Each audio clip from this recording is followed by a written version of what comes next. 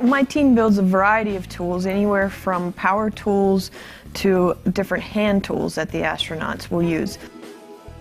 The biggest challenge for us in designing and developing tools for astronauts is to make it easy for them to use in their suit, and especially with their gloved hands that fatigue easily when they're working on orbit. Our team is called the Crew Aids and Tools. It's not all just tools. We also build different things that aid the astronauts in doing the task. We build all the handling aids for any of the instruments or to transport the or use the orbital replacement units when they're doing the changeouts. EVA time is at a premium, so any tool that we develop it in order to optimize the time that we have up there and make it as easy and simple for the astronauts to use. We develop tools for HST. One could think you could go to the hardware store and actually pick out a tool and use that and just deliver it with the astronaut to use in space. The space environment is very harsh.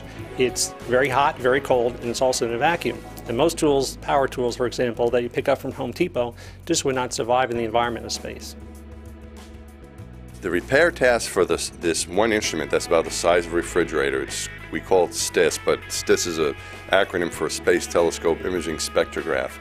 And that task is a little bit different than what we normally do. In this case with STIS, we don't have a replacement module for it.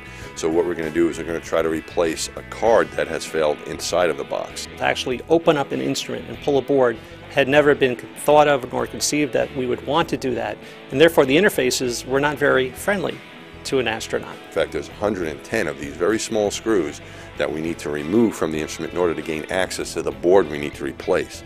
The beauty of the fastener capture plate is it does capture all the fasteners, but it's got a clear window, and that clear window enables the astronaut, when he takes that power tool, he can actually see the little tiny bit going into the little tiny fastener.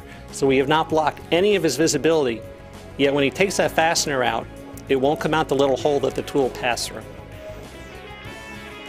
I like all the tools, but the one that I'll probably be using the most is this mini power tool. I'm looking forward to using that. It's a little drill that is a unique tool that I think is going to be used in space for a long time. So I'm very glad we're going to be the first ones to use it. And I bet you're going to see a lot of space crews using them for many years on new spaceships. It's going to be a pretty cool tool.